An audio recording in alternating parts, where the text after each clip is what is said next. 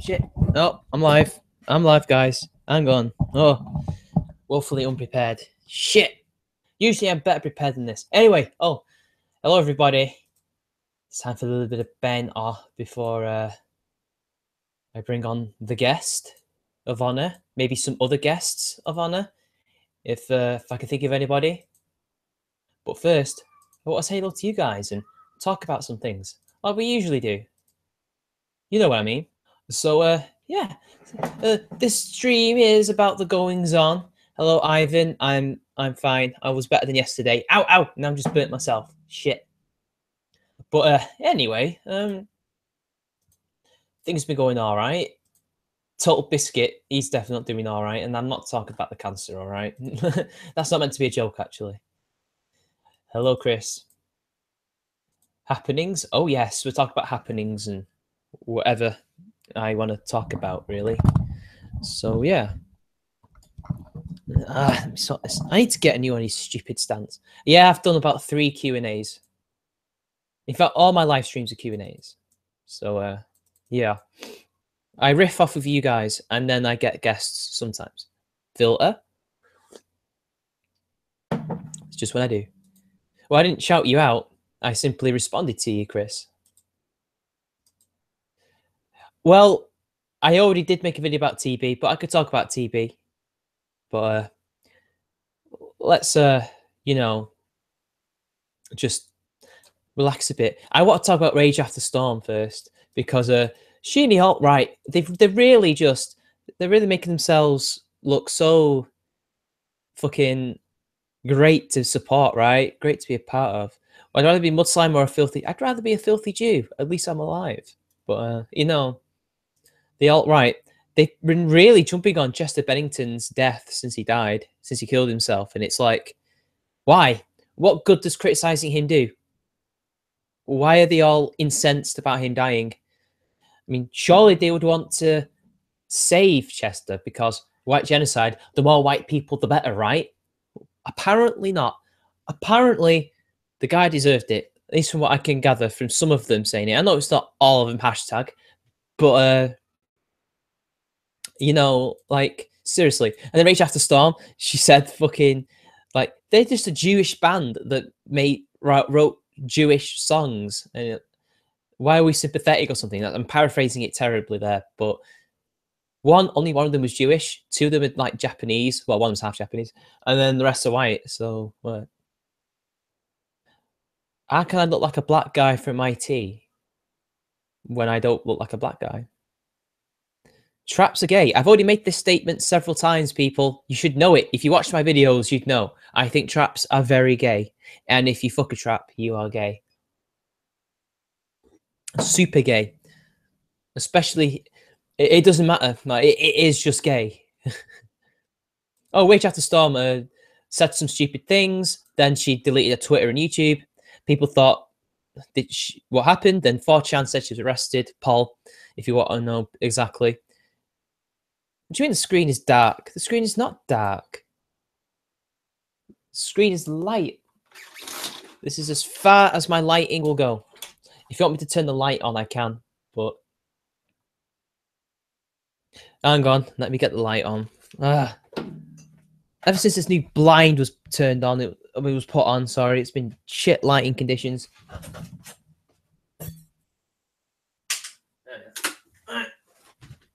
Fucking middle of summer and it's shit. Anyway, lighting's better now. So yeah, so anyway, it was a Rage After Storm. She wasn't arrested. She's been in contact with Tara McCarthy, another retard, and Tree of Logic, who I do like, and they say she's fine. She's good. It's all good. And yeah, I have a theory, or several theories, as to why she would have deleted her channel. The first theory is that she's a shill, and she got a bit too much blowback from tweeting absolutely inane bullshit, and then the Linkin Park one was a bit too far, and so she's getting away for a bit. But YouTube, she also deleted several videos. So then that begs the question, why delete loads of videos other than one? The The other news is that maybe she's bored of YouTube and just wants to take a break. But considering that she's now on the rise and she's nearing 100,000 subscribers, I doubt one would really want to stop while you're literally on the rise. Alt frightened by the real world. I like how some people really loved my tweet when I said alt light sounds like a bad Budweiser knockoff, because it is. Anyway, whatever. Like, seriously, there's something not right with that Rage After Storm. She's changing direction. I'm not surprised if she is, Cujo. She's done this before. What next, I wonder? Is she going to be an MRA? Is she going to be a feminist again? Is she going to be alt-right? Is she going to be Skeptic Plus? I can't wait. I'm looking forward to it, because she changes direction. That means she's a shill. That means she's only in it for the money and the attention. It doesn't matter about the politics. She's not honest. She's just a P.T. Barnum, essentially, you know? And there's a sucker born every minute, people. And there's plenty of suckers on the ideological extremes. And there's plenty of tribalistic people who should know better if they're smart enough, but will, you know, defend her. And we all know who I'm referring to there. Yeah, I don't trust her. And I know that Aiden Paladin shares my belief that she is a shill. Group for autistics. Rain, right? Rain Man was actually an idiot savant. He wasn't autistic, but whatever. And neither was the guy from, apparently anyway, according to the author, neither was the guy with the curious incident of the dog in the night, but he clearly was. He seemed to benefit from the bullshit, but I don't know. I don't believe that she can evolve her ideas after barely a couple of months. I really, come on. There's evolving your ideas, and then there's like fucking this. Like, she's been an alt writer for not very long, and now she's going to be something else entirely. Come on, that's far too charitable. Even Spino took fucking 6 months to a year to change. Yeah, it was a year. It took him a year to change. I don't know if he could be both, Cujo, but I don't know. I'm not a savant. I'm high functioning Asperger's, so like, I don't know. At least I hope I'm high functioning. I don't feel like it sometimes. But yeah. Well, I'll take your word on it, but I don't quite. But I'm still saying that the guy wasn't autistic in the film. He wasn't. He wasn't both. It was quite clear that he was an idiot savant. Which, by the way, they're not actually idiots, are they? So why are they called that? I don't know. Who cares? Cthulhu. Edgy didn't flip pretty quickly. He just lied. He pretended to be something that he wasn't. If he was just honest about being alt-right, nobody would have an issue with him, really. That was the big issue. He lied. Anyway, what he's mixed race, right? What is his mix? I've always wondered, because he made a tweet saying, responded to someone about liking black people. It's like, how could you do that to yourself? I'm like, pretty sure he might be part black. I don't know.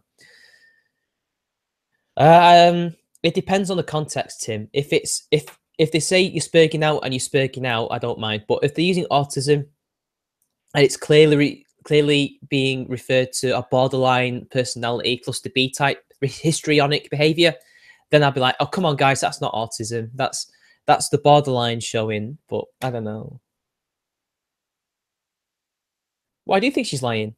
Is it not suspect that she went from one extreme to the other in a very short space of time, and with only 20 odd videos becomes like this massive YouTuber and by the way, she came out of the gate with a full like thousands of dollars worth of equipment, like production standards through the roof. Normal YouTubers don't tend to start off that fucking brilliant unless they have the money for it or they have backing. But I don't know, considering how young she is, she's like younger than me. She's 19. No way she has that money just sitting around and she can just buy expensive equipment. I don't buy it. Do you mean the BBC pay as in the license fee? Oh, the pay thing. It isn't about equality. There's nothing illegal. Most of the men who they're attacking have been there for a long time, and as such, their wages has increased the more famous and successful they get. I don't know.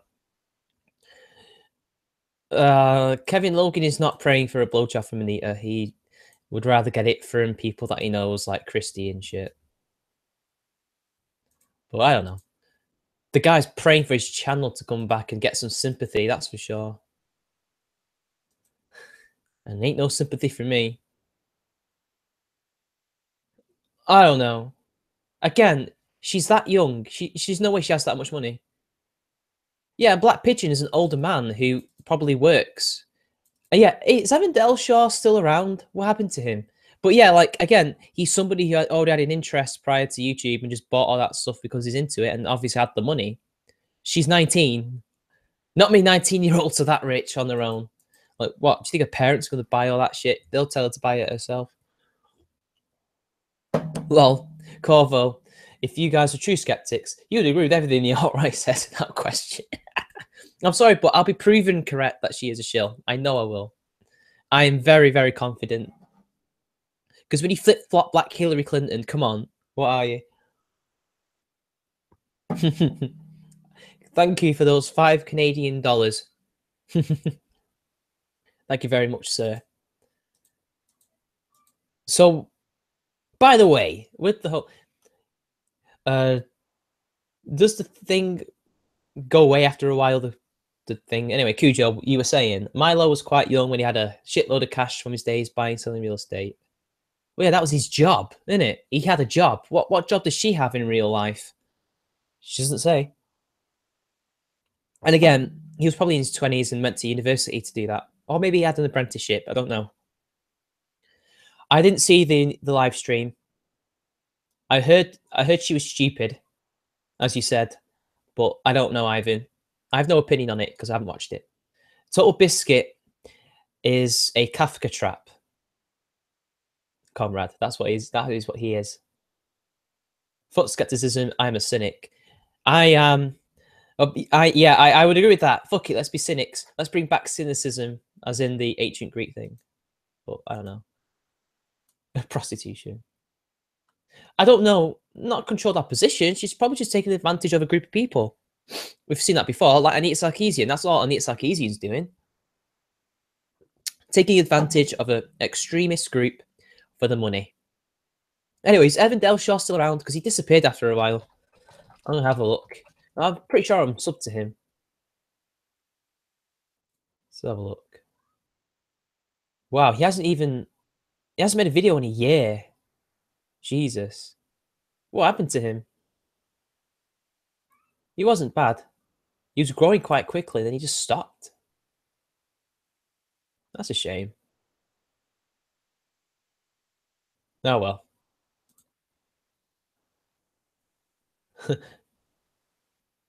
You danced. At least you danced with them. You didn't fuck him. Yeah, niche markets can make people load of dough, Cujo. Why do you think J-List and Play Asia, all these other companies make so much money? Because niche markets will fucking make you loads of money because people are willing to pay shit for that. Plus, don't forget, she's got 88,000 subscribers. No, 93,000 subscribers. She's making quite a bit of money, and she's probably got quite a few people on her Patreon if she has one. And let's not forget Super Chat if she chooses to stream anytime soon. She's sorted. She's getting loads of money. You know? Go home, gamer girl. Woman moments. Woman moments. It is an amalgamation of niche markets. Exactly. You are my niche, guys. You are my niche. And you help pay a little bit of my life, you know. Oh, look. Sarah McCord just posted something on Twitter from Tara McCarthy. Let's play a game, she says. Hang on. Let me share this, because you'll love this. Hang on. Also, I'll bring on the guests in 12 minutes. Well, guest. I can't think of anybody at the moment other than this one person. I'll tell you in a bit. Let's play a game. It's called Who Said It? And it's Sarkeesian or Tara McCarthy. Round 1. Criticism is bullying. Solution? Oh, and there she is. Tara McCarthy.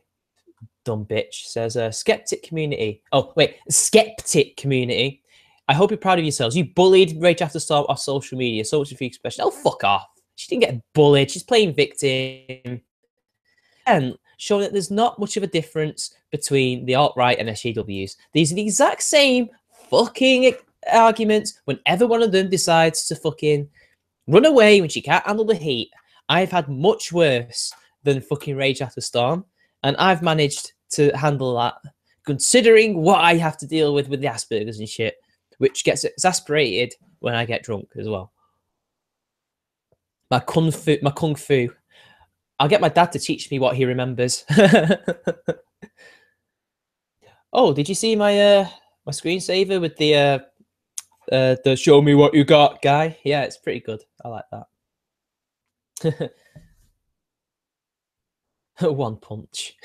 One punch man. Oh no, it's not me that's a bully. She's blaming everybody in the so-called community, and she's just being Anita Sarkeesian. Like, I hate Tara McCarthy. She's literally an SJW that's right wing. That's all she is. And she's a retard. Oh god, I nearly just said a hangover shit, and they said retard. Let's just say retard. She's a retard. They all are. It's the might of right and possesses sight beyond sight. Wake up and take the red Flintstones vitamins. What is right? Whopper!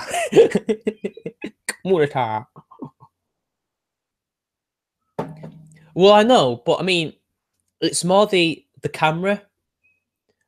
Her camera is mega expensive. That's probably like a Canon, like what's the one that Ray Gun has? Canon.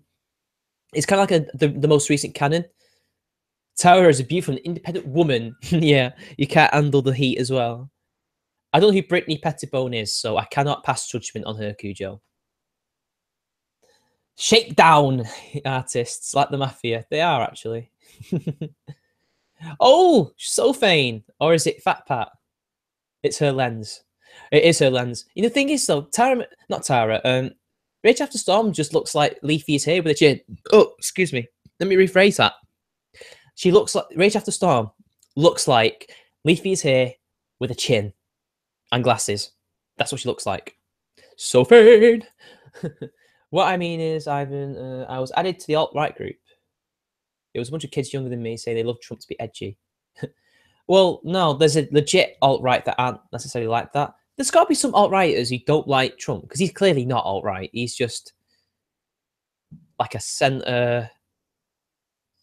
What is he? He's not even centre. I wouldn't even call him centre-right. He's just in the centre, in my opinion.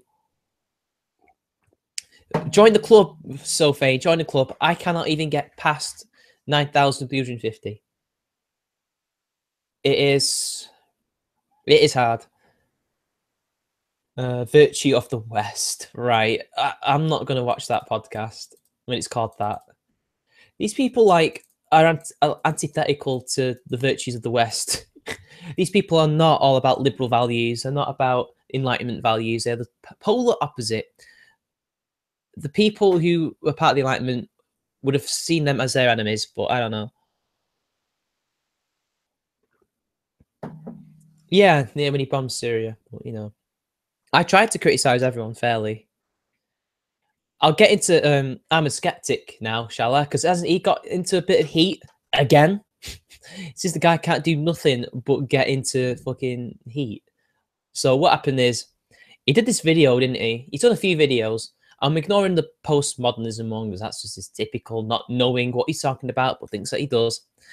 He did something about Francesca Ramsey and saying, "Oh, well, you know, I'm basically becoming a best friend," and she's really made me open my eyes about how the skeptic community basically just is all about excusing bad behavior and shitty things. It's like, what? So, like you, with the way Shu and Blair handled the crazy hair incident, right? That totally wasn't shitty, but whatever. I've not had it hinder my job. Getting a job whatsoever. I have a job, Ivan. I've had several jobs. I think you need to not think that way. Ignore it. In fact, it shouldn't, considering if you've got a skill that it makes you really good at, because, you know, obsessions and all that, then you should in theory, be getting a job. In fact, people will probably like you guys to work, but I don't know. I thought Layman was pretty funny, but he was ill, to be fair. So, Benjamina, you got to give him cut him some slack. You know, he was ill, and he did have a wonky throat. He had a wonky throat. So please, I apologize. You know, I'm a hitman, as in I pull no punches, like a boxer, the hitman. I don't know. They can't pay African Americans to leave because they've got no country to leave to. It's against the UN human rights thing that America signed. This is the thing with white nationalists and black nationalists. Where's everyone gonna go? None of them. Well, okay, some people will have citizenship elsewhere, but the vast majority, 90-odd%, don't. Hello, Pupa. And back to Gregory. Greg is just he does he have any principles now, or is he just an extreme alt-centrist? God, like VidCon just changed some people, didn't they? Like they became soft and weak, and they became like so fucking wishy-washy and wanting to make peace with people who didn't want to make peace with them. They were nice to them purely because they were there in person with each other.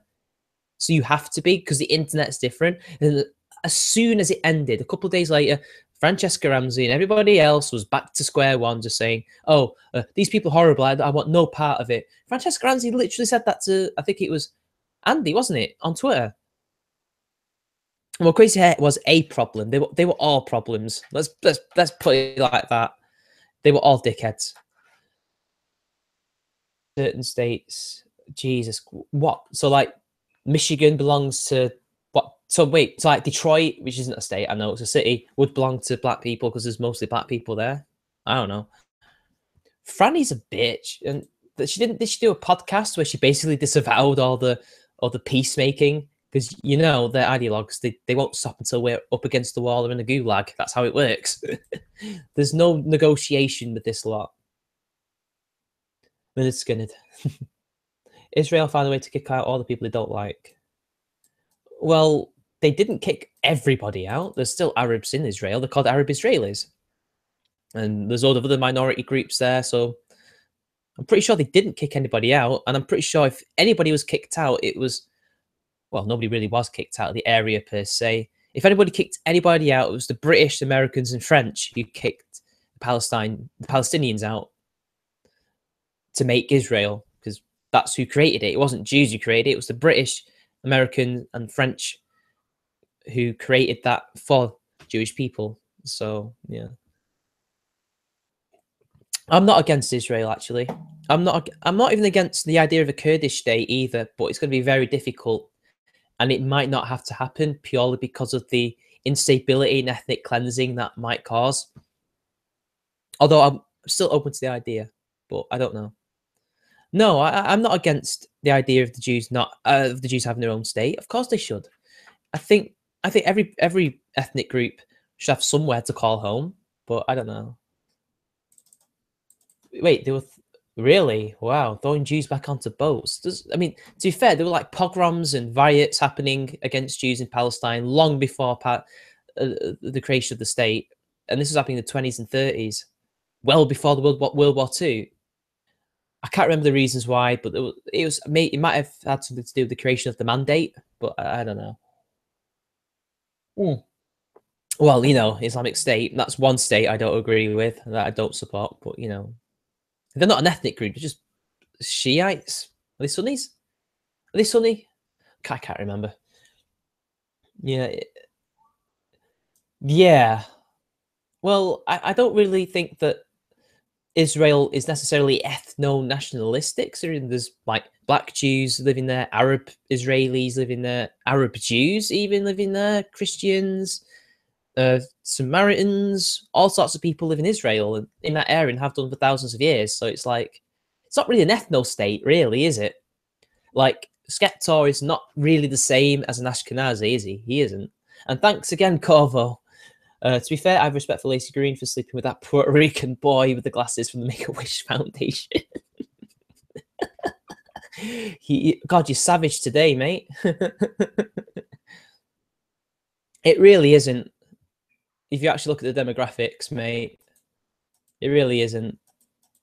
Because again, there's like loads of different tribes of Israelis and, well, Jews, and there are other ethnic groups living within Israel that aren't harmed in any way, and are allowed to live there. So I don't know, Samaritans. There's another one, Arabs, Palestinian Christians, Coptics. Even it isn't. It clearly isn't. An ethno state means that only one ethnic group lives there, and that's not the case in Israel. Yeah, Kurds, Persians, exactly. They're not all the same. So it isn't really an ethno state. It's really more of a religious state. Yeah, they're called Arab Israelis, Corvo. Yeah, they live there. They tend to be in particular cities, but they do live there, and they're very happy to be there. But it's now you're just trying to move the goalposts, Cujo. Now you're just trying to move the goalposts. I got up to nothing cool other than talking to my grandmother. So yeah. Also, the baby, Charlie Gard. The verdict was announced today. It turns out that the lad is unable to be saved by this experimental treatment, and Lord Weston, who is like a lecturer at, is it King's College? I think it's science and medicine or doctoring or something. I can't remember now. So basically, he was on the news talking about how the real disease that he had was pretty much fatal, and people don't tend to live until they're 2. And the guy basically didn't have a brain. There was massive brain damage in his brain, because what happened was they were in court, and then there was a delay, and then they found out that the brain scans are worse than feared. Well, he didn't have a chance of life, Carlos. He never had a chance. The doctors at St. Ormond Street told them 11 months ago that he didn't have a chance. And then the doctors, again, in court, told them that he didn't have a chance. And when they say it's terminal, it's terminal. He's going to die. And as Lord Weston said on Sky News, who's one of our best doctors in the country, this is why he teaches the next generation of students, there's no cure. And the experiment, and from what he's read from the papers, this experimentation hasn't really shown to actually cure anybody or give them a chance at life. There wasn't normal brain activity. He barely had a brain. I've listened to it. I watched the news as it happened. They said the brain scans were worse than feared. He clearly did not have normal brain activity. He wasn't going to live. His heart was beating, but his brain was barely existent. I'm trusting the medical professionals on this. I'm not trusting some American doctor who actually might not be talking about what he's saying with full truthfulness, or at least with the full facts. It was on the news, Carlos. The parents have said that they're now coming to terms with the fact they may have to turn off life. Well, they will have to turn off life support. So yeah, that's what they said initially, Carlos. But it turns out his brain scans were worse than feared. So anyway, do you want to bring on the guest, Uzulu? All right, let's bring Chuzulu on, guys. Yes, that was somebody's now retweeting Corvo's super chat. Right, guys, Uzulu's coming on. Chuzulu, as I like to call him.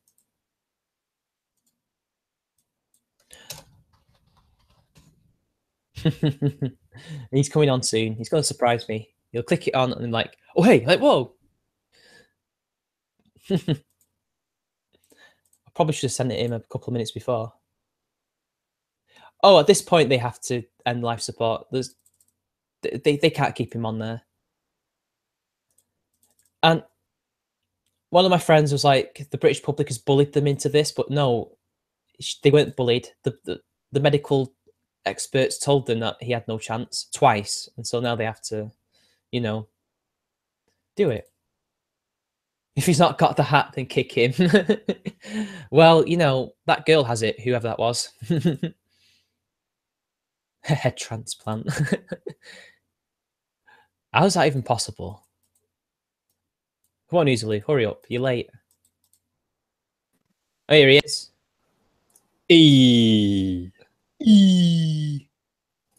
What's up? Oh, well, the stream apparently. Yeah, it is up for now. No false flaggers is going to take me down again. Yeah, just you wait. I know. The second flag in my channel's history will happen eventually. Do you know who my first ever false flagger was? Not a fan, no. Jenny McDermott. Oh, I could have guessed that, I guess. To be fair, I did dare her, but I thought because her pattern was to false flag smaller YouTubers, she wouldn't dare flag me, but she did. Yeah, no, she doesn't have many scruples. Now I was going to bring V on, but he's busy. He has to do stuff, and he's just woken up. So our valuables are safe for now, guys. The stream will not be stolen. Stop stealing my meme. It's not your meme. You didn't invent the gypsy meme. Nah, but you're stealing it from me this morning, even though I stole it from someone else earlier. I did not steal it. I'm not a scouser. Yeah, but you are gypsy kin. I mean, you're from Manchester. I'm a gypsy now. That's bad enough. You see, you're from like wherever down south. That's just ew, yucky. Superior. We're just a better class of person. We're hardier. We're made of tougher stuff than you. Therefore, we are superior. Not very useful these days. Well, when global warming eventually sinks most of the south, we'll still be here. Assuming that global warming is going to sink the rest of the south. Well, it's more lower down in sea level than it is in the north. We've got hills and stuff. We'll be all right. Yeah, but you're still making the assumption that the water's going to rise that much. Blackpool will go, but nobody cares about Blackpool. If you're wrong, this apocalypse doesn't actually happen, then the south is still better. So, nah, south will never be better. The north will rise again. Are you implying that the north needs to rise because it's not as good? I'm saying it needs to rise because it's better. It's just you're keeping us down. But if it needs to rise, then doesn't that mean that it's not better? It's just like a souffle. We're cooking right now. Yep, we're roasting you. That's a good one. So have you been keeping tabs on the Total Biscuit stuff or anything else that's happening? Yeah, I talked about the TB thing on a stream last night. Oh, I missed that one. Oh wait, that was a Queenie Martha one and stuff, right? Yeah. I have a thing about this, and it is that why are people still going to him and who else? Jim Sterling, and saying, "Oh, these guys are they're the best that we have. That they're all for consumer rights." When really they're willing to throw you under the bus if you disagree with them on anything. So why? What's the point? Yeah, the thing is with the culture war, as it were, the sort of radical progressives versus the people who aren't like them, sort of the social justice warriors versus anti-social justice warriors, is that the war of ideas was won a long time ago. But the political war is not even heading linearly in one direction. It's actually getting worse in the games industry in terms of the progressive influence, as it seems to me. I mean, if you look at TB and Jim Sterling, they're good examples. Jim Sterling is morbidly progressive, as well as some other morbid things, yes. And his clone wife is probably the main influence. I don't know. They do look very alike, which is not good for anyone. And TB is getting worse. Like TB is all the way down that like morally totalitarian rabbit hole. He's been like that for years, though, with the comment section. The comment sections, I don't know if it's just an excuse, like to hide his true reasons, but he says that it's because he gets really stressed by the abuse, and he's like part of his reason also was that he was boycotting YouTube for integrating it with Google Plus, which was a shit decision. I don't believe him on that. Nobody else has boycotted it. Well, no, but go on. TB, I mean, he's moralized against people who give up on their boycotts in the past, so he couldn't really do it. But then again, he gave up on a Sega boycott recently, so I don't know. And to be honest, right, he also said that, if I can remember correctly, he was going to approve comments. Somebody's mentioned that, but yeah, he never approves them. I just also, I heard somebody in my comment section was saying that he'd done a trap joke on the I heard someone saying that, podcast. Yeah. But I don't know which podcast. Like, we need to know, guys. Come on. I heard Harmful saying that he was going to like watch through hours and hours of podcasts of all the recent ones to see if it was in there. But yeah, it's someone should find it. If anyone out there has like feels like looking through a bunch of co-optional podcasts. I just couldn't do that. I'm not autistic enough, guys. I'm sorry. Just watch it at 2 times speed. Like you can still catch. How long would that be? 2 times speed, 2 hours. Well, they're like 2 hours to 2.5 hours each. So you'd like in 10 hours you could get through like 8 or 9 of them, or a bit less maybe. Potentially 7 or 8. Oh, I just hope eventually. I mean, well, is he still terminal? Did he fight the cancer and win? I'm still confused. I don't know. I haven't been keeping up. I don't know. But eventually, there's got to be people that will replace him and Sterling that are actually not like that. There's got to be, surely. There's got to be a time. I mean, look, TB is a really good games critic, but I don't care. Like, he's clearly not good enough if he's going to throw people under the bus for political opinions. And James Sterling does the same thing. He was anti-Gamergate when he's supposed to be pro-consumer rights. It's ridiculous. Yeah, the thing with with what they did at the thing, the con, it doesn't really affect their games criticism, but it does affect their reputability as a character, I guess. Maybe, but I just, it's, how do I explain this? With Jim Sterling, they're both tied together, and with TB increasingly so that's happening. I still think Jim Sterling is worse because of the things he's advocated for, like doxing, and I'm pretty sure he probably is a punching Nazi type as well. He's gonna nod with Adam Sessler, who says we're gonna find your address, and did he say throw it on the internet? I was going to say kick your ass, but he didn't say that. Oh, actually, I would not be surprised if Jim was a punch a Nazi kind of guy, and Jesse is, and I would guess that TB is, but I might be wrong about that. I think TB would pretend to be that way when he's probably a bit of a pussy. Actually, Jesse's a pussy as well. That's why he says it. But there was a photo that went around with Adam Sessler, and he had a punching Nazi t-shirt on. He was at the gym like, I'm getting ready to do it. And I'm just like, mate, you're a cocaine abuser. Shut the fuck up. I gotta punch a Nazi. Like, no.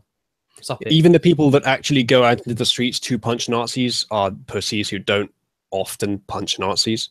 No, they use like bicycle locks instead and hit people who aren't Nazis. And then they get arrested and tried and convicted.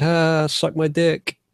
And we were right all along. Paul was right. And all the SJWs who said that he was doxed. No, he was simply found out. Maybe through vigilante means. It was a bit of vigilantism, but it was internet finding out who he is. And they sent it to the police anyway, so. Yeah, forgive me for not having any sympathy for that guy. I know. And who else? Oh, yeah, Dread Goldilocks as well, with which you correctly pointed out she had a bottle that she was going to hit people with. I made that video about it. And yeah, she had a bottle, and there were reports that I couldn't confirm that she was like lobbing the bottle around, but I think probably more likely she was just brandishing it, and I don't think she actually attacked anyone. It's hard to know because the footage that's available doesn't show it. I mean, another guy shows her getting hit, and she was clearly there for a fight, so it's not that bad that she was hit. You know, it's kind of understandable. She got hit by a manlet as well. I bet he's smaller than we are. Well, he is smaller than you probably, but smaller than me. But he's just chunky. He just went, just like damn. Or as Lindy Page would say, Biff. He'll say Biff a lot. It's a good punch though for a manlet. I know, for a manlet that was pretty good. I mean, I can't do well. I'm shit at punching. I'm more of a kicker. I used to run, so I've got very muscular legs, if anyone wants to know. I used to run as well.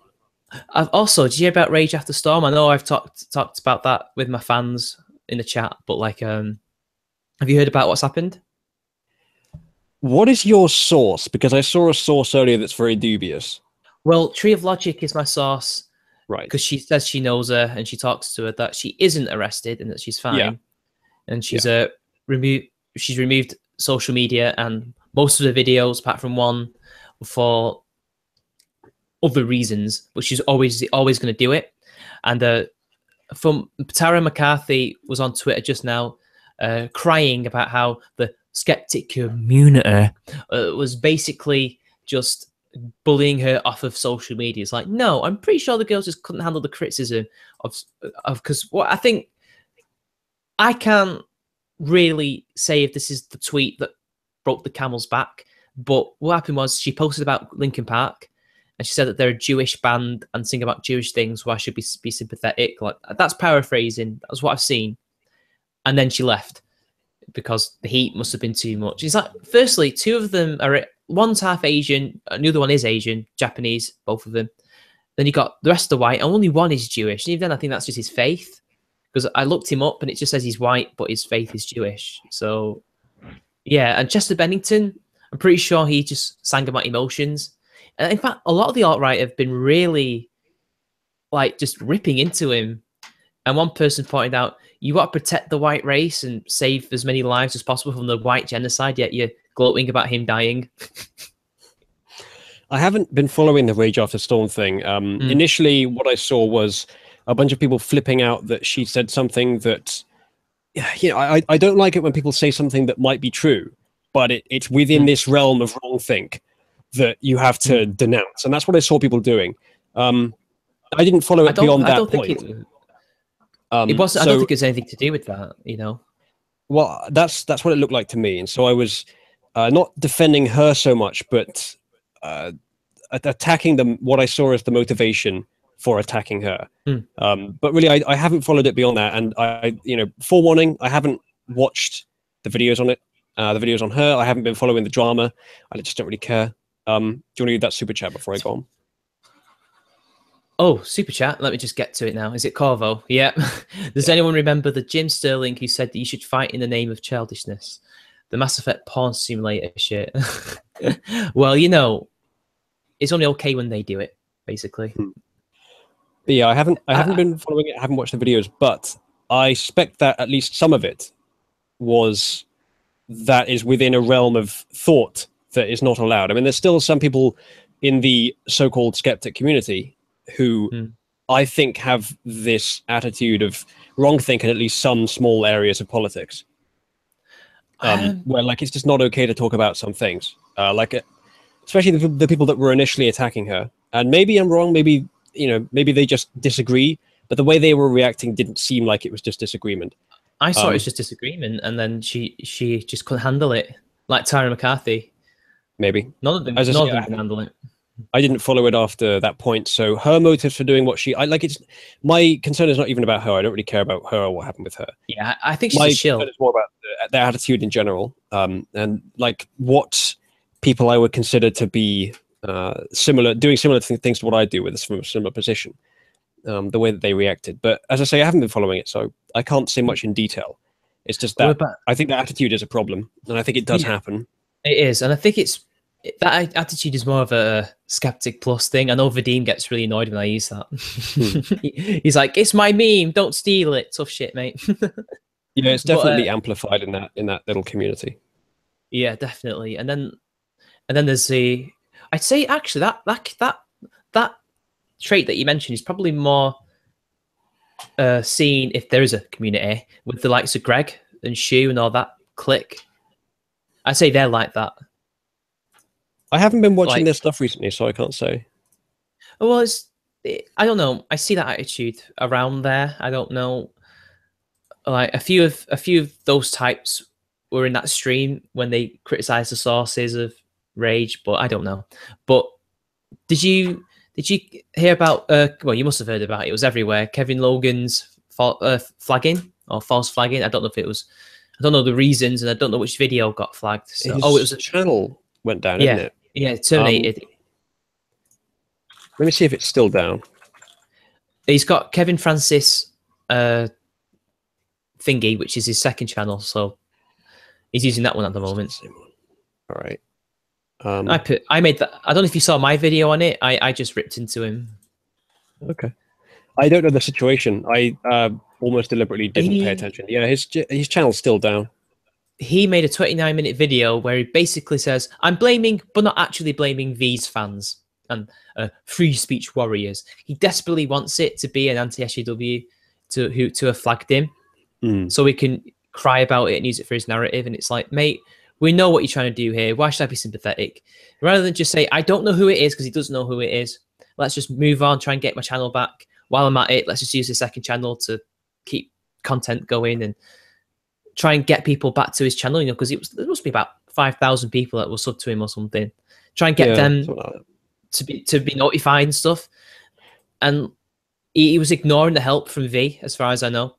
Basically, feels like potato head. Stop insulting people and actually DM me and I can sort this out. Yeah, that just seems like a pretty shit situation. That's another one I haven't really been following. It's not that interesting to me. I was disappointed. But at the same time, like, unless Kevin was doxing or doing something like that, then I don't think his account should have been taken down. But I don't know. And the thing is, like, it is like I do have a lot of sympathy for this Rule 4 argument, rules for radicals, where you know, if everyone has to follow the same rules, as opposed to one class being protected from the rules, then suddenly everyone wants to advocate for the rules to be better. And you know, if that's what it takes for this, I know he would gawk at me saying this, but for this sort of progressive hegemony over culture and over tech giants and social media platforms to diminish, then yeah, whatever. It's worth it in the end.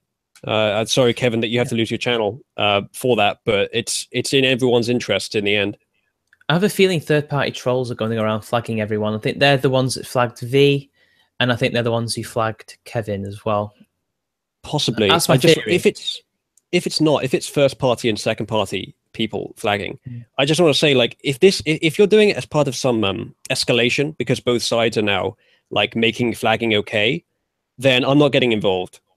Fuck you all. Same. I'm not saying I wouldn't do it myself. I haven't done it. I mean, I think I must have flagged less than 5 things ever, and that was all for what I think is very good reasons, not just because MuTOS, for very good reasons. I flagged less than one 5, video, probably much less than 5, and I regret it.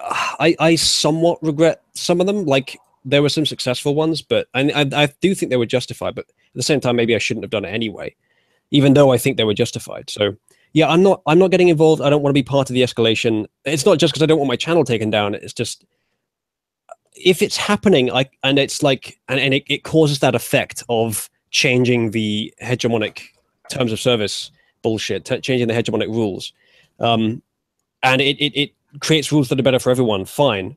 But at least at the moment, I'm not going to be taking part in that activism side of it. You know, I'm not against doing activism, but that's something that at the moment I'm not going to be doing. So don't assume it's me. Don't come flag my channel for it. Well, the thing is, the main reason why I really don't have any sympathy for him whatsoever is the simple fact that I don't remember him ever calling out SJWs who false flag, and he wasn't a part of it, but he was invited to be a part of it. Do you remember do you ever hearing about the Laughing Witch John Horse false flagging campaign that they tried to do? Do you remember that? I don't know who that's against. I don't know about it now. Thunderfoot was mentioned. Oz was mentioned. The Australian guy with the friended, elongated avatar. You might have seen him. Yeah. Then I think even Agent of Doubt was mentioned. There were loads of people. A few people mentioned. It's all people they disliked. For some reason, I wasn't included. But anyway, they were attempting to. Yeah, stop it, you. I was trying to. It's actually just a myth. Yeah, it is a myth. But anyway, they were trying to false flag these people. They were actually organizing it, so they were going to try and stop these people because they hated them. And then Kevin Logan appears in the chat log, and it's in my video. It's in an older video as well when I was reading it out to people. And he basically said, I don't think this is a good idea, and then left it at that. He never snitched. He never said, hey, guys, these people trying to false flag you. If somebody hadn't been undercover there and released the whole thing, they could have gone out and false flagged all those channels, and we never would have known it was them, unless they gloated about it. But I'm not, I'm not. There's a few important things here. This is not against you, by the way. This is. I don't think you're doing this, but I think some people do. I don't want to generalize them where it's not justified, and individuals among them have acted in ways that are a bit different from the sort of collective tendencies. I can't remember whether Kevin has condemned his own people for false flagging. Okay, he might disagree, but I don't know. But more importantly, I'm not especially interested in this sort of you're a hypocrite.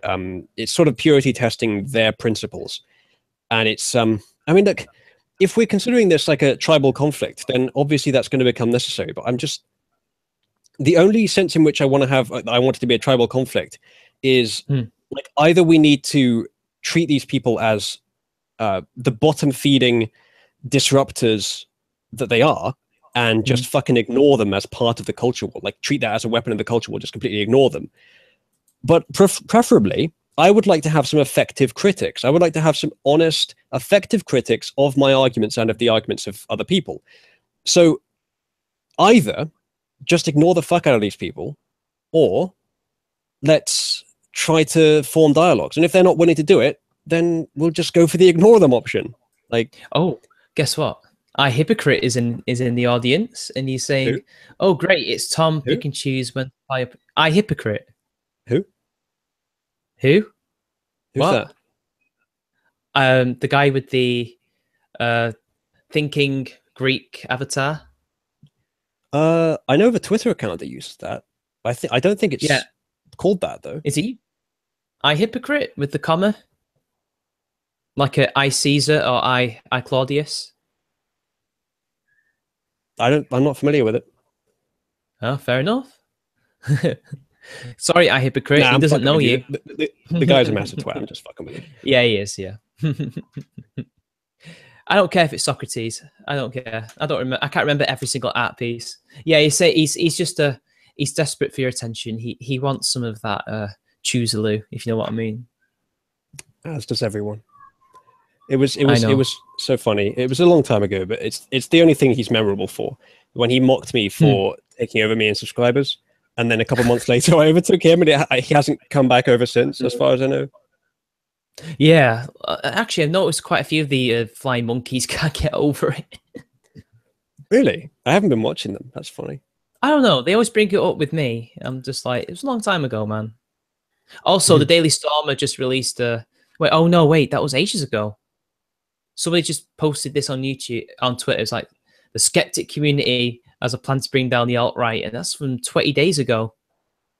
I thought it was recent. So that was around the time of the Race is Real video that Thingy did, Rage After Storm. I don't think there is a plan to take anything down. I think they just clash because they have different ideals. I don't know. I haven't heard about the specific story, but you know, the alt-right's not hurting anyone, as far as I know. If individuals are, then get rid of them. But the alt-right as a movement isn't. It doesn't have any sort of cultural power. It's very much the underdog, same as we are. Yeah, and to be honest, they don't do themselves any favors when they go around doing stuff like that. They have such little support, and I don't think most people would support them because of that. Like, I don't think most people are 1488ers. I really don't. Nah, they'll never catch on. The culture is far too anti that, and it's not such a bad thing that it is. Although I wish they were as anti-communism as they are anti-fascism. I think I could see them doing what SJWs did, and eventually do maybe potentially and things like that. But again, you know, it might not be. There might be something completely different on the right. You never know. You just never know. I don't know. What do you think? Do you think there will be a pendulum shift? Yeah, inevitably, but I don't think it's necessarily going to be the alt-right. I think I mean, it's very fashionable to call them reactionaries, but I think even they'll agree that they are, and I think to an extent we are as well. They're a reaction to a current status, which either the status will keep getting worse and then they will like march through the streets and take over.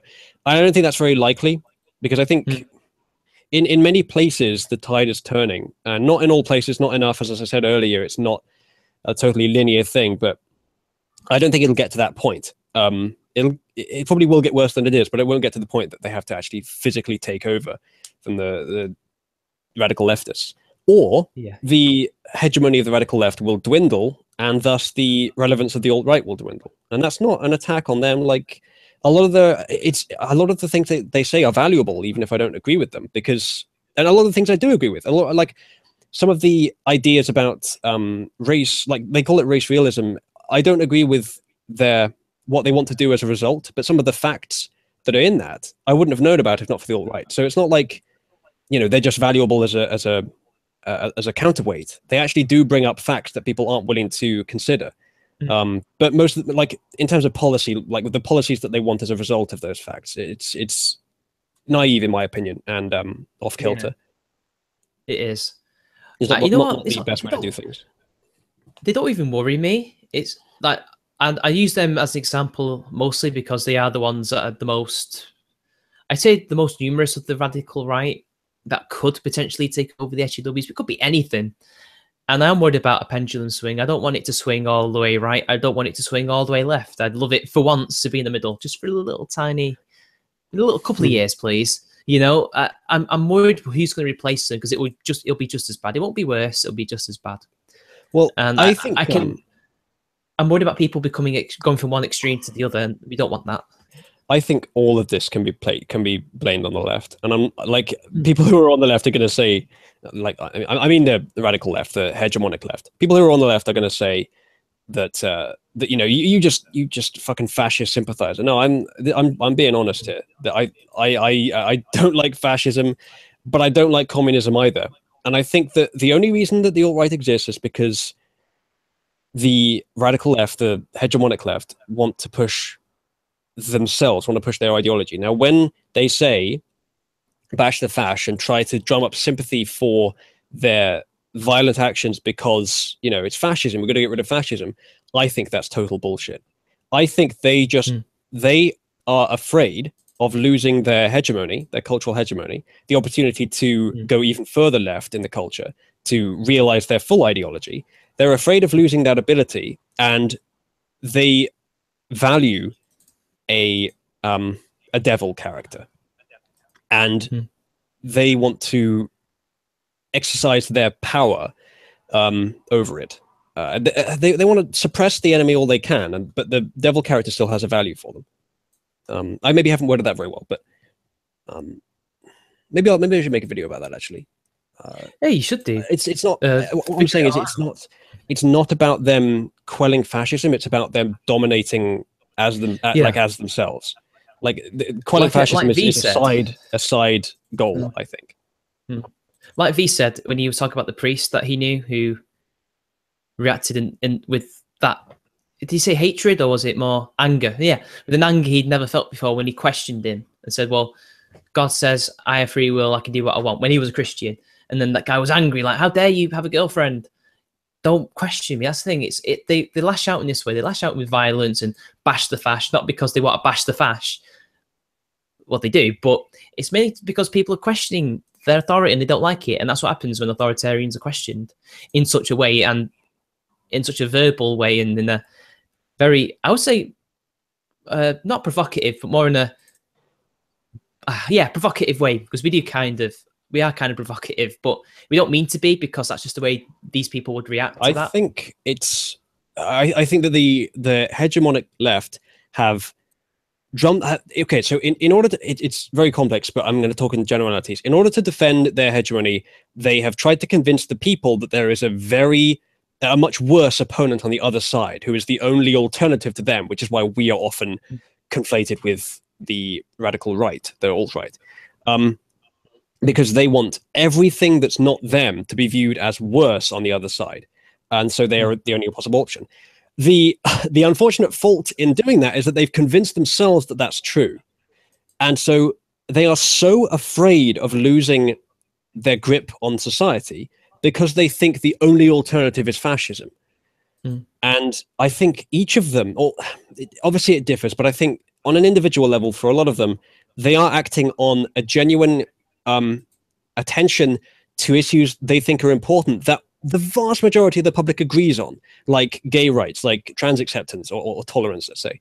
Like the basics of progressivism that were sort of won in the last era of the culture war, that are sort of like that have been dealt with. But they've convinced themselves, the radical hegemonic left, that the only alternative to them is so extreme that even those most basic values are under threat. Effectively, their lies to win over the public have almost only won over themselves, and so it's made them insane. It's such a whirling maelstrom of absolute madness. It needs to die. It does. It's gotten to the point now where it's so extreme and just so ridiculous that there needs to be reform. They need to go. Stop it. Get some help. To quote Michael Jordan. He said Jackson then. But seriously, get some help. Yeah, honestly, like I feel like I was I was probably, a lot of us were in a bubble for years and years. Like from the age of 18 to 20, how old would I have been? Gamergate 21.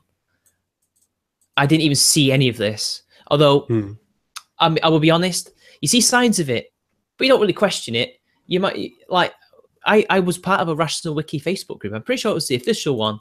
Somehow I got in, and there was an article that I think has started the myth that says that, you know, most gamers are women, which they're not. They're not even mostly men either. It's like all they're doing is adding all the casual gamers, people who aren't gamers, who just play Fruit Ninja on the phone on the bus or something like that. I'll just play one game. That, and you know, that's not a hobby, is it? That's just their definition of gamer depends on what they're trying to push that day. So somebody posted that, and I said, no, that's not true. And then I got absolutely just attacked in the comments. I'm just like, what the hell? They actually called me shitlord without any irony. This is how long ago it was. And a guy actually said, don't worry about these SJWs, they're just idiots. And I'm like, SJWs? And then next thing you know, a year or two later, Gamergate, and now I know what's happened. Everything makes sense. All the things I've seen throughout my life, all the pieces connected. It was like a jigsaw. I just hadn't arranged it properly. That's for me. I was never a feminist. I was never, I wouldn't say far right, but I wasn't centre left. And I still don't think I'm in the centre. I just think like Christopher Hitchens was never in the centre. The paradigm shifted and he stood in exactly the same place he always has been or had been. And yeah, I feel that's me. I'm not comparing myself to him. I'm just saying I was in the same situation. There's a super chat, by the way. You know. Oh, another one. Is it Corvo or no? Oh, Soggy Biscuit. We met him at. He was at the meetup. When the irony is that the only people who are against gay marriage are Muslims who the radical left defend all the time. Very true, Soggy. Yeah, and I think that's a pretty deep thing to bring up because I think it was Lenin who famously said the final battle of humanity will be between communism and Islam, which was pretty prescient because, but not quite complete. I'm nicking this a bit from Randomacam, almost entirely from Randomacam actually, but yeah, it turns out in the current form that they're both manifested in, they're compatible, at least partially. Like, but why are they compatible? Right? I don't think it's anything as simple as like a momentary power politics thing, which definitely you could definitely argue that that's present. I think it's more that I think you can go deeper than that because I think these ideologies beneath the surface are actually pretty similar. They just take on a different vector. And I haven't gone deep enough to explain it properly yet, but that is a line of investigation for me. And I would encourage other people to look down that line as well. The similarities between them, the coincidence of them. I don't think it's shallow. I think it's deep. So I'd encourage people to, if they have any theories about exactly why it is on a sort of a fundamental level, I want to hear them because I haven't got quite to a conclusion yet. Yeah, I personally think it's the fact that they think, and it is true, they are mostly brown, but I think it's because they think in their head, brown people, Muslims are brown, therefore it's racism, therefore we've got to help them. They're a minority, must help them. This is our ideology. I think that's what it is, in my opinion. It could, and then obviously there is a weird, And then you're right, there is an ideological thing where somehow they're compatible for now, because they probably have the same goals, at least right now. They have the same. There might be a shared goal somewhere, but I don't know what that goal is. I'm just theorizing here. I'm hypothesizing. That stuff I think is all true, but it doesn't get to the core of the matter. And maybe what I'm looking at here isn't actually the reason, and maybe it is all just momentary stuff. What you describe with, like, yeah, they're brown people, we have to look after them. That is a process or a attitude that I describe as deferism. And it like, I'm sure that that's true for loads of people. Like, deferism is sort of just another word for liberal guilt, as it were, or probably progressive guilt is a better word for it. But I think there is something much deeper. I think there is something much deeper that unites these ideologies. But yeah, it might just be the stuff that you mentioned. And I don't want to be mean about it because it is important. But I think that's surface level stuff, which could be enough to explain it on its own, like the momentary power politics stuff. But I suspect there's something much deeper that unites them. And I have some theories, but I haven't really come to a conclusion on it yet. And yeah, Christy Kelly says, a tacit recognition in each other they are fundamentally authoritarian. I think that's the starting point for arriving at the conclusion I'm looking for. That they're authoritarian, that they act on an individually collectivist level, as in the individuals in the ideology act in the interest of the ideology, not in the interest of themselves.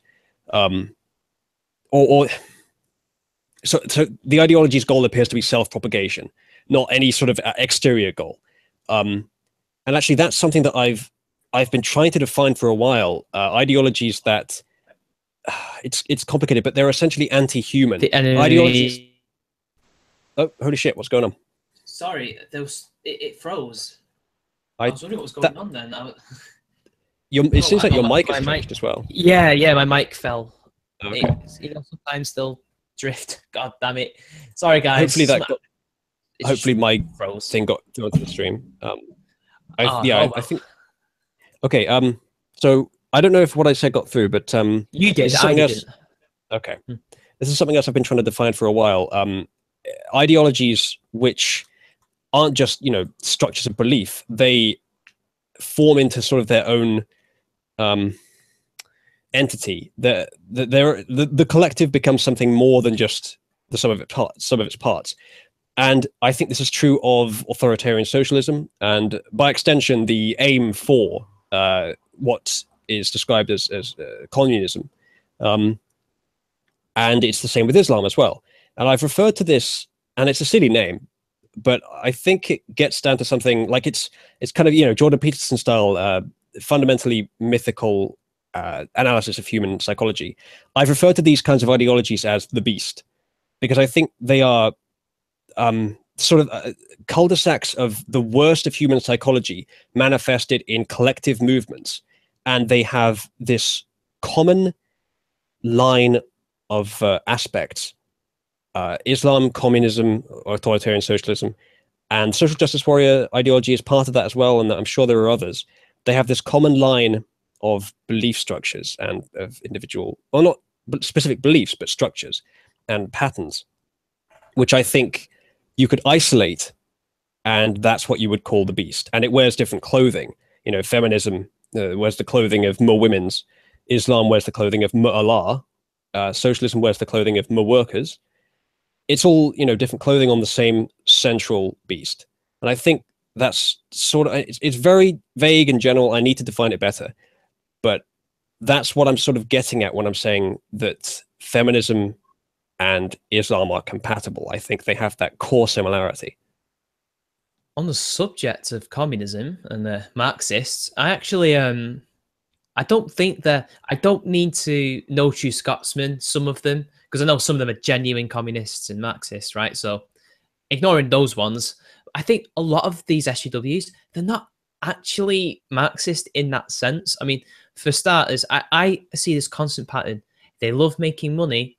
Yeah, they're anti-capitalist, but they need that money. They if it's either through charity, like Anita Sarkeesian, or Patreon, anything like that, they love making money, and they always complain about people making money about things, but then they have no problem with feminists making loads of money off of $1 million selling books and stuff like that. And it's like, that they have the similarities. There are things, like the dichotomy of men and women being two classes struggling against each other, things like that. Yeah, they've taken that, but then they've not exactly ditched capitalism. I feel like as if they want to just patriarchy, and capitalism is a part of that. I don't think they will actually get rid of it, but some of them do. They're the Marxist feminists, but their thought has influenced most of it now. So everybody now, well, not everybody, most think of the dichotomy, but I think making that money.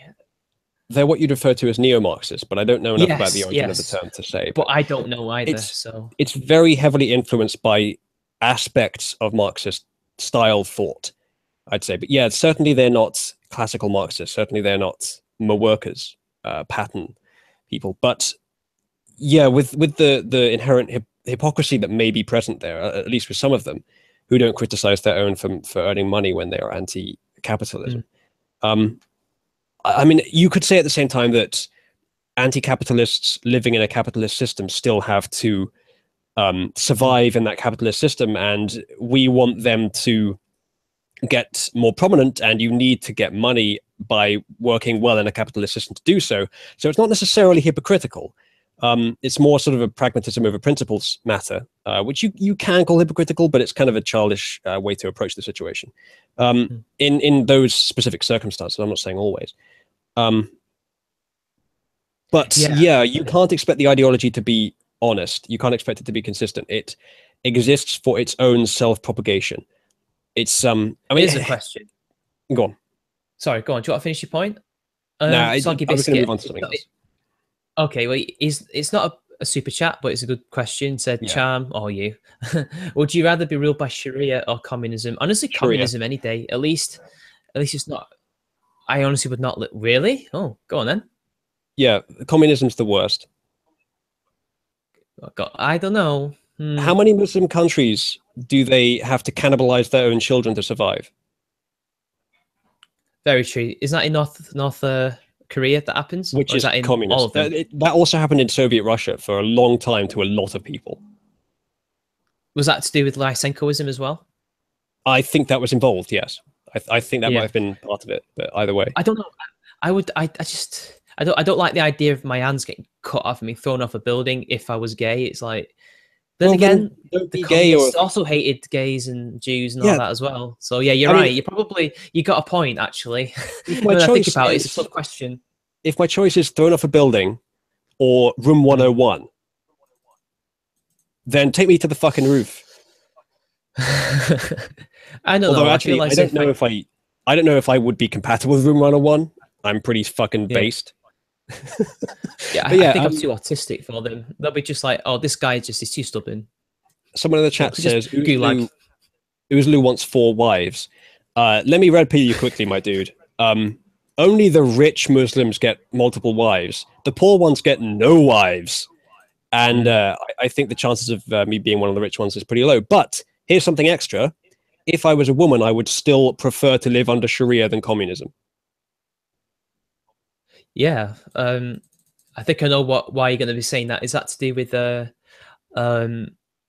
guardianship and stuff like that, or is that another thing? I always get confused. Whenever the honey badgers bring up those good points, I can never remember them. Oh, by the way, Black Lord of Fenrir, Titoist Yugoslavia was generally tame. I'd rather live under that than theocratic Iran. He's got a point there. Also, sub to him, guys. He's a really good YouTuber. Check him out. Would you agree with that? I think the assumption of the question is that, okay, if we're going to go into specifics like that, if we're going to even delve a centimeter into specifics, then we're going to have to restate the question completely, and my answer is probably going to change. My assumption with the question was that because it's so general, we're talking about approximately the worst conception of both, or the most commonly interpreted version of both, the most commonly recognized version of both. But if we are going to go into specifics, depending on the specifics, my answer might change. I think I'd agree. I'd live in Yugoslavia under Tito rather than Sharia, and I'd also live under Gorbachev as well, because of Glasnost and Perestroika. That was when it was opening up, and it was a little bit more free. I don't know. I'd live under, but Stalinist Russia, no. And here's a question I've always been wondering. If we're going to go down that road, then what about Like, Yeah, I know what you never mind. mean. Actually, I'm thinking of secular dictatorships, but I'm sure that there are Muslim theocratic countries that aren't as bad as the worst. Ottoman I was Empire going to say, probably wasn't as bad, or the well, Mamluks or anything like that. They probably weren't as bad yeah, as Islamic State. I would say that maybe the less bad, the less worst extents of communism may be better than the less worst extents of theocratic Islam, though I'm not sure about that. But the worst extents of communism are much worse than the worst extents of theocratic Islam, I think. I don't It know if this depends on is who you are. Yeah, I hope it's that open ended, and I hope I've not got everything objectively wrong because I don't know. I just think my life would actually be safer for some reason. Maybe because I'm an atheist, I'd be safe in communism than I would in Sharia because they kill me. Well, they would kill you if they found out. But they Well, would yeah. kill you in communism on the word of someone who doesn't like you. Problem is, though, I can't keep my mouth shut, can I? Thing is, you can true. You can pretend to be religious, but you can't pretend to be the kind of person that communism promotes, which is Yeah. essentially the worst of humanity. The absolute worst. Oh, Black Lord of Fenrir, here's a good one. He said Khmer Rouge or ISIS. I'd have to pick ISIS. No way. I'm not living in Khmer Rouge. I don't know anything about it, to be honest. The Khmer Rouge, basically what they did, took over Cambodia, and then this is ridiculous. What they used to do, if you had glasses, you considered part of the intelligentsia, the middle class, and they kill you. And what they did was they took hundreds, thousands of people out of the cities and into the country because they believed that with their version of Maoism or communism, well, it's both, it's all the same, whatever, with slight differences, that everything had to be restarted. So the cities had to be abandoned and they have to reorganize society from the ground up, literally, and millions died. And it took the Vietnamese an occupation. They invaded them because they were that crazy. That's what happened. And it's like, I wouldn't want to live under Khmer Rouge. No. ISIS any day. At least I can, again, pretend to be religious and Muslim, and they wouldn't. And if nobody told them and exposed me, and I kept my mouth shut, I'd be alive. Most likely, well, if a bomb didn't kill me, you know. With the funny thing about communism is that many of its instantiations were remarkably non-discriminatory, which is actually more scary in certain ways. But ISIS is very discriminatory. So obviously the question also depends on who I am in this scenario. If I'm me currently and I'm faced with the option of living in ISIS or Saudi Arabia or living in Soviet Russia or some other terrible authoritarian socialist regime, then I might actually not pick ISIS because they would straight up kill me straight away because I'm Western. Saudi Arabia probably wouldn't treat me much better either. I don't know. The Khmer Rouge is awful. Wouldn't kill me immediately, but long term, I don't know. You know, I probably wouldn't survive. I've been thinking about. I know I'm changing the topic here, but you know, you watch Louis Theroux, don't you? Yeah, a bit. And he talks about America being the hegemon of the world and how he wants it to remain that way. I've noticed a lot of Americans, they want to remain the hegemon forever, but as history shows, that's not how it works. And their time is going to come. It's inevitable. They can try their best, but eventually their power is going to wane at some point, or there's going to be new superpowers taking over. Like, you know, my nan was here, right? My gran, and she mentioned a country that nobody mentions, India. India could become a superpower. Well, there's a lot of them, but they're not that advanced. Not yet, but they're advancing at a rapid pace. Not as much as China has, but they are. And I mean, considering, I don't know, they have huge issues, but that's more of a amongst themselves than it is necessarily what their country is founded upon, because it's based on, well, our country's beliefs, you know, liberalism, secularism, things like that. You know, Gandhi, Nehru, they were all educated in England. Well, I know Gandhi was in Oxford, but I don't know about Nehru. All those men were educated by the British state, the power. Not a large part, not all. It's a minority of India that is Muslim, But anyway, I think I'd much rather them be the hegemon, because at least they're actually a democracy. I mean, they've got their issues, but that's just because of where they are in the world. They're going to be attacked from all sides. I would rather that the libertarian experiment remain the hegemon. It's got its head up its ass right now in some seriously dangerous ways, and it's going the way of many republics. But I think it's still within the window that they can pull their head out of their ass and fix everything. But it's a lot to fix. It's going to require not just a new leader. It's going to require a massive cultural and especially institutional shift away from many of the things that I talk against. Well, they might not, but and times may change. But I think the nice thing about being in the UK is that we're not the hegemon, but we're likely to remain pretty near the top, whatever we do, especially if we leave the EU. Sorry, I didn't hear that then. Could you repeat that? Yeah.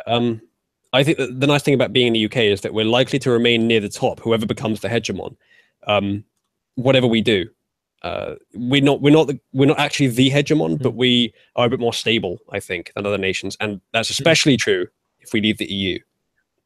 Once we stabilize after that, once we stabilize after leaving, then I mean we can just adjust to any sort of world circumstances. Sure, it won't be as good to have a non-English speaking world hegemon, and God, if China becomes the world hegemon, that's going to be a real problem.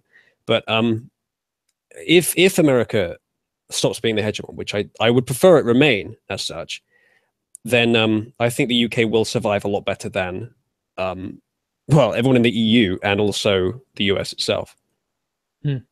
I genuinely think that if India can sort out the glaring social issues they have and continue on the path of being the biggest democracy in Asia, and they are the biggest, right?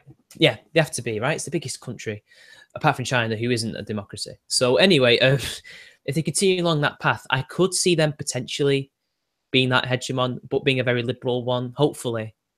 Because again, there's the Commonwealth connection, and we basically taught them everything they know. So at least about modern democracy, not the stuff that they had before. So I'd rather have them than China.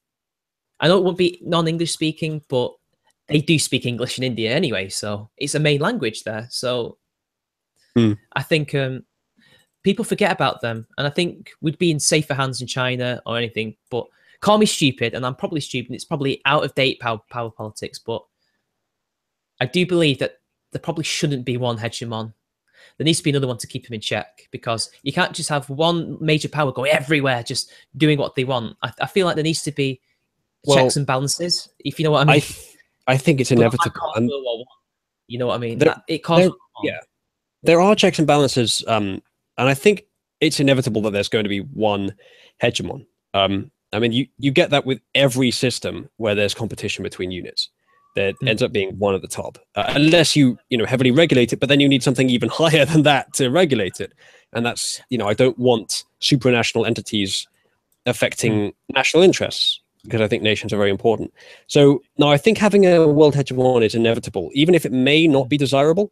But at the same time, as long as the hegemon isn't something like China, isn't doing things that like actively damage the rest of the world, especially the developed countries, then it's not much of a problem. Obviously, the US has made some grievous errors in the last 15, 20 years, but I think that's part of the US that needs to be just gutted and reinitiated. That's sort of the deep state talking. What is now the deep state? What used to be the entire state. We're also getting another country, Brazil. If they sort their government out and keep along that incredible rise that they had a couple of years ago, they could be in a shout in a couple 100 years, maybe, of being a hegemon. Yeah. Because I would like for every country that can to become a developed nation. That would be good. Because they're a democracy. They're a democracy. Like, I don't expect sub-Saharan Africa to become a developed nation within the next 50 years, but if large parts of Asia, large parts of South America, and maybe some areas of North Africa could become developed nations in the next 50 years, that'd be fine by me. South Africa, they have more of a chance. Oz or Ghana, well, Ghana's too small, but they could be. They're well on the way to being developed anyway. For years, they're run very well. Okay. And I think people forget about all these other potential countries that are much better than China, and we forget China has a growing middle class because they've implemented capitalism in the last 40 years. So those people are going to be asking for more freedom. They're going to get restless. And Hong Kong is getting incredibly restless. Their agreement is that China doesn't interfere, but they are interfering more and more. So they're going to have a lot of unrest. The more they get more powerful, the more richer they become, the more people are going to start asking for more stuff. Having been to China several years ago, Hong Kong was a really nice city. And the others were, the main appeal of the other cities I went to was the history. But Hong Kong is like a really nice, modern, clean, and prosperous city. And it's if you count it as a nation for the purpose of the statistics, it is the most economically free nation in the world. I think by a decent margin. And the UK is like 6th or 7th, which is good, I think. I think that's very good. Yeah. Yeah, it's somewhere close to the top either way. I think it's a little below the US, which you'd expect. Do you think we'll ever gain some semblance of power back, our country? Do you think if our economy sorts itself out and we get a bit richer and we basically rebuild the navy, because we don't have much of a navy anymore, do you reckon we could become a power that could rival Germany? Because if we don't really at the moment, although we were the biggest rival in the EU, we couldn't. There's nothing we could do about anything they did. If we leave the EU, and we stabilize, if we do it properly, the sky is pretty much the limit. I don't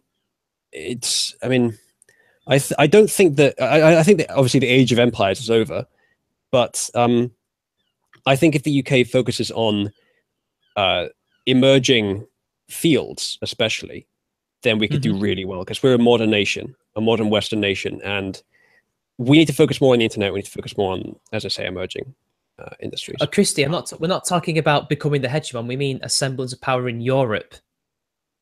We're talking about Europe, not the world. I mean, we're probably always going to be one of the main players on the world stage, and it doesn't really matter about our population, because we had a small population during the empire anyway. It's just the navy was bigger than everybody else's by a you can have 5. You can have really powerful nations that have almost no land and almost no natural resources. Look at Japan. I mean, okay, it's never been like quite possibly. But I mean, I'm not saying that it was world dominating, but it was much more powerful than you'd expect for the amount of land and resources it had. And there's countries in the world that have. I've heard this from someone else recently. Someone's going to get where I've heard it from in the chat, but I think Zimbabwe or something like that, some African or possibly South American nation that has like mad amounts of natural resources, but they suck. Their country just sucks. And really, the humans are the absolute most important aspect. It's about the culture, about the psychology, the mass psychology. Well, the problem is Zimbabwe is national socialism. It's really bad. The UK has always had a good, or always, after a certain point, a long time before we had an empire, we've always had a pretty good culture, a pretty good national conscience, pretty good psychology. Actually, maybe soon before the empire, up until now, and it hasn't really the fundamentals haven't really changed very much, and so I think that's the really important thing. So yeah, it doesn't matter how much land we have or how many natural resources we have. We'll find a way if we have the right people, the right kind of people. And it's definitely going in the wrong way recently because of the insane left, but I don't think that's going to last. Yeah. Also, I'm going to change the topic again, but we're getting near the end now for me personally. So I want to give you a historical what if. I don't know if you like what if questions. I'm fine with what ifs. I'm not much of an expert on history though, but it doesn't really matter. It's all about with these questions. It's about what do you think would happen. So I've got 2. First question is, what if Lenin didn't die and he was alive in the 30s and World War II? How do you think the Soviet Union would have been?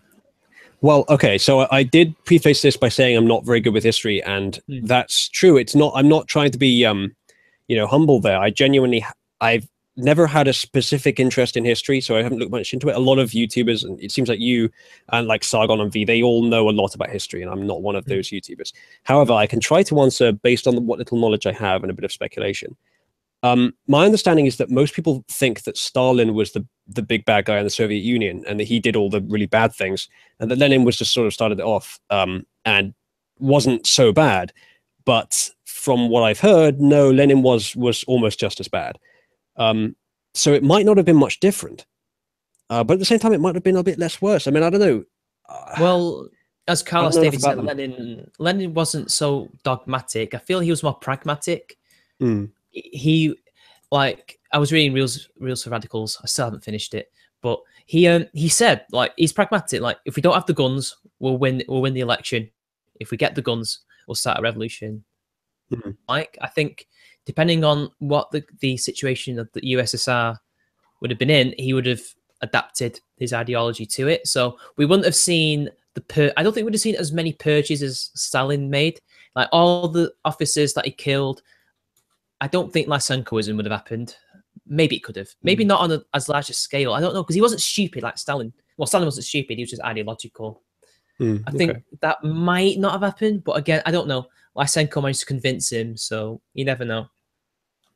I think that wouldn't have happened. Trotsky would have been there anyway. He wouldn't have left. So he would have the two of them in his ear, but he could always pick and choose who to agree with, I reckon. World War II would have been a much quicker war in Europe, at least, if Lenin was in power. I think if he had helped by a year earlier, then it would have been a lot more pressure. I don't know if he would have done the non-aggression pact, but then again, he probably would have, because it was a pragmatic thing to do. At that time, they were progressing at quite a good rate, actually. The 5-year plans, despite all the famines, which rocked the nations, they still managed to recover, and industry was on the rise. It was World War II that broke them, which kind of they never really recovered from until after the Cold War. And I think World War II would have ended a lot quicker because Lenin was so pragmatic and a much better leader. Okay. In many ways. So we could have seen it ended in about 1944 in Europe, and then Japan would have ended in 45, probably without the need of atomic weapons. But then again, there would have been a lot more people dying because the Japanese, you know what they were like. Yeah. And then, are you still there? I am, yeah. No, as I say, I just don't know enough about the specifics to give you a good answer. Yeah, I'm still here, man. I'm stalking. I'm talking. Hello?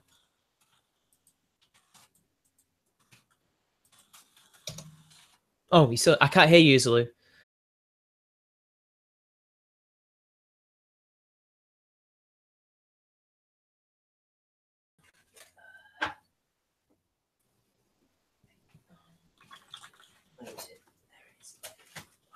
There we are. My headphones went off or